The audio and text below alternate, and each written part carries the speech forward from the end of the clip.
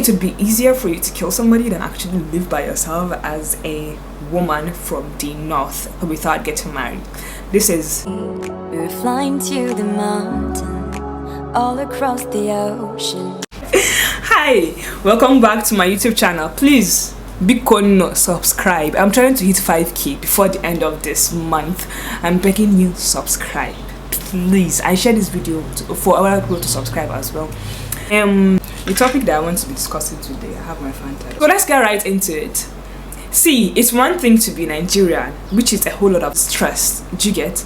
But if you're Nigerian, northern, a woman, and also a Muslim, it's like it brings about a compound effect, do you get?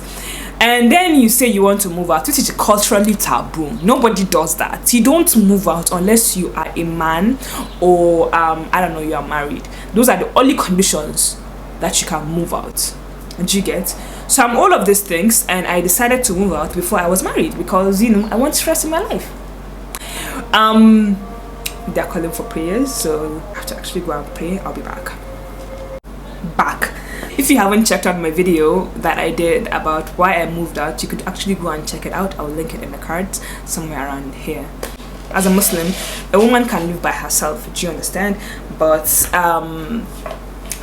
culturally, and culture is something that we hold very strongly. Anybody from the north will tell you. So because it's a cultural abomination to actually live by yourself before you're married, you're not going to get a whole lot of support from any angle. Wherever you look at it, people that you've known for too long are not going to be there for you. And for me, I don't know how you would take it, but for me, I took it, I didn't fault them for it basically because from my own perspective, I felt as though this is how they saw things. This is how things have been done for a minute. So changing the status quo is something that is completely foreign to them.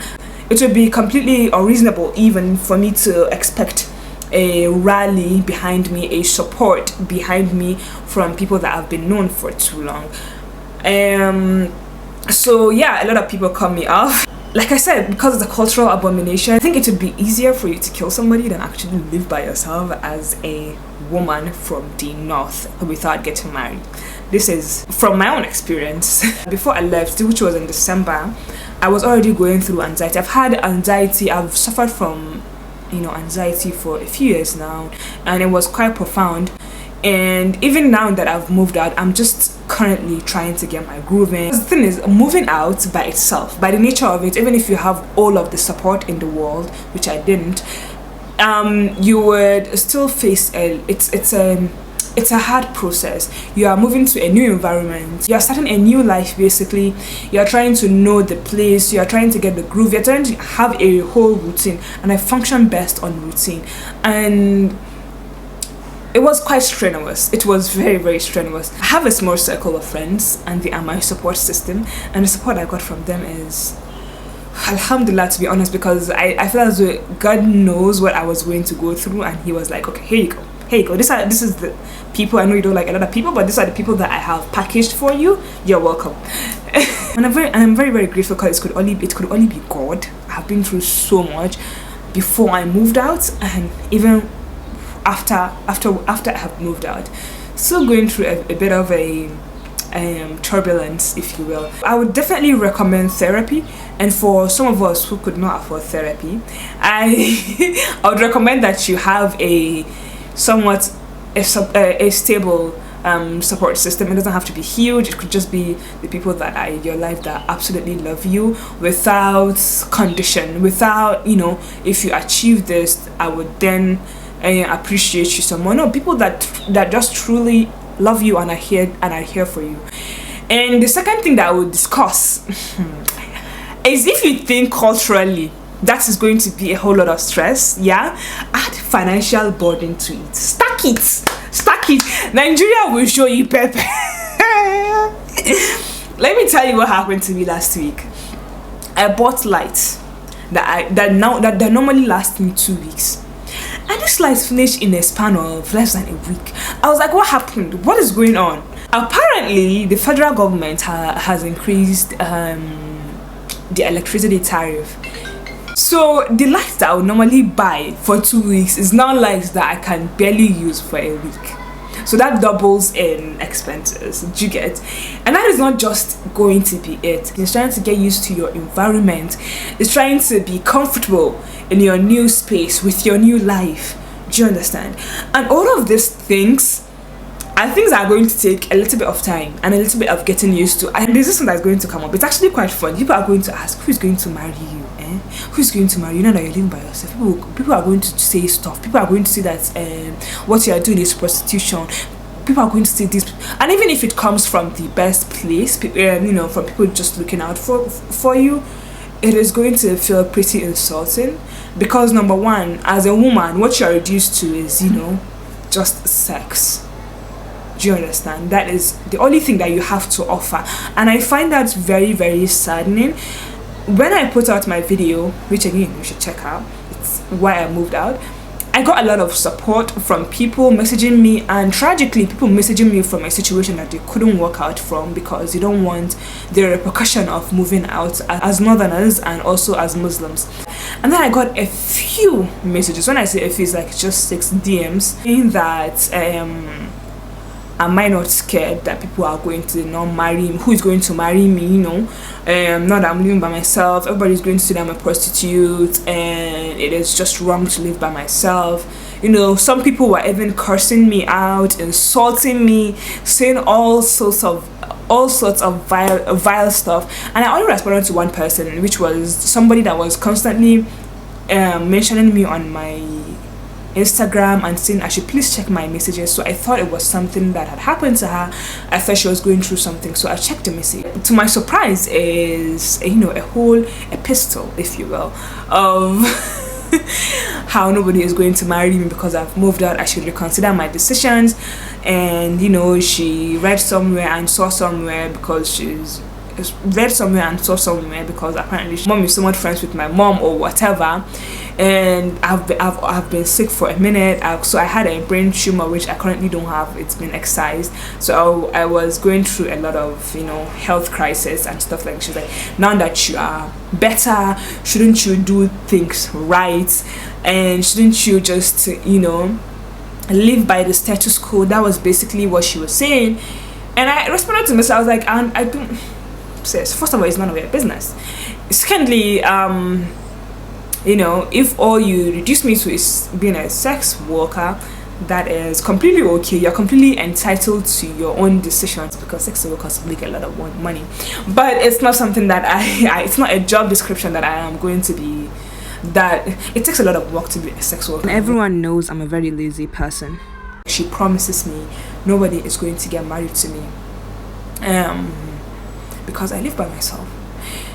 And the reality, when I saw that, that was what caught my eye. I was like, first of all, that is a lot of audacity. Secondly, it saddened me for her and for other people that think like her, which are a lot, from where I come from, because you're reduced, because it's like you're being prepped since you're little to know how to cook, to know how to do this, to know how to be. Have you watched Bridgerton? It's basically like prepping yourself for it's like prepping yourself to be the best candidate for a spouse, which I find absolutely disgusting. I absolutely find it because as women, it's like we've degraded ourselves just for that purpose. We don't look out for anything else. Do you understand? And it was very sad. It was very sad for her to me because I felt as though this is all that she knows. And mostly, these are all things coming from women. It's like marriage is the above and beyond, and like women are not supposed to have standards, or women are not supposed to have, people that they actually look out for. People that I don't want to get married to somebody that has a problem, which I actually even said in the DM that I responded to this person. I don't want to get married to somebody that has a problem. If your mindset is you having a problem with me living by myself, working hard to live by myself, because it's a struggle, I promise you, paying my own bills, being independent, living by myself, and doing the things that I hold there, then you're not the type of person that I actually want to get married to. Shockingly, marriage is not the above and beyond for me. It is not. I I just don't think it like that. I just feel as though, it's something that is going to happen when it happens, and it's something that I'm going to do, inshallah, when I find somebody that I actually want to get married to. For that, what that entails for me, that somebody that I want to share my life with, somebody that I will give the time of day, somebody that I wouldn't feel like I'm imprisoned just being by them, somebody that I wouldn't feel like I forfeited my dreams to be with them. Do you get? And it's okay to be able to find yourself. I had a cafe which I sold. Check out my video, you all. Check out why I moved. So that was something I tried, and I realized why I tried it, and I quit it because I did not enjoy doing it. Don't be afraid to leave things that don't serve you. Please leave things that don't serve you. Now, YouTube is something that pays me, number one, If you watch my ads, please watch my ads. I get money in my pocket. It's something that pays me. So please watch my videos, come back to watch more, subscribe, tell me what you want to see, because this is work to me. This is where I've decided to put my time in. A lot of people that quote unquote call themselves religious and cultural, in a sense, are people that are not empathic. I actually term them out as, most of them are narcissistic in their behavior, because it's like this way of doing things is the only way of doing things. So mental health is something that is naturally, set to be prayed away, and if you don't pray it away, it's like you're doing something wrong. You are meant to just pray it away, things will get better, and don't even actually talk about it. And it is not right, because I personally understand the struggles that I've been through with mental health and still going through. So it's unnecessary to say that, and I absolutely see it as unkind. And what I understand most is that most women, it's not even a cultural thing this is not even a cultural thing or a Muslim thing. It's all women. We're expected to just be this strong force of nature to be reckoned with. But I've been strong most of my life, and I'm tired of being strong. I had a whole humor. I spent most of my life, if not all of it, in the hospital, going through procedure after a procedure. And right now, I am not trying to be any form of strong. I am just trying to do what I want to do, make my own mistakes the way I want to make my own mistakes, and do what is right by me. I don't want to be strong. I'm not strong, and I don't want it. I don't want that title in any sense of the word. I just want to be kind towards and just shown love as I have always shown love to others, not be judged by my decisions in life. Bruh, I'm just very proud of myself when you think about it. So yeah, see, before you move out, when you're just thinking about moving out, you're going to assume that after you've moved out, things are just going to align, just things are going to just fall in place, and that is absolutely far from it. And if that has happened to you, because I've never had a conversation with somebody that has actually happened to, if that has actually happened to you, I'm very happy for you. But this is not what has happened to me. Life hits me real hard, because if you are living with your parents, the thing you have to understand is that even if you are somewhat independent, which I was, because I don't naturally ask my parents for money, it's something that I have consciously not done for a very long time. So you feel a sense of independence, but you're still under your parents' roof. So the ball game is completely changed. Now you're living by yourself. Your rent is on you. Your water bill is on you. Your light bill is on you. Nigeria is mad. Your transportation, every single thing that you do is on you. I love being by my. Right now that I've actually gotten, the hang of being by myself in my own space. I'm very comfortable in my own house. I don't even want to go anywhere. Naturally, I'm not extroverted in any way. I'm super, I think, almost too introverted. But it's a different ball game, even mentally, because when you're living with your parents, you always have a sense of there's somebody in the house that you're going to go and say hi to, you're going to gist with. Your mom is downstairs, all you have to go is downstairs and say what's up and talk to her. Your siblings are in their rooms, you're just going to go knock, what's up, can I come in, have a conversation.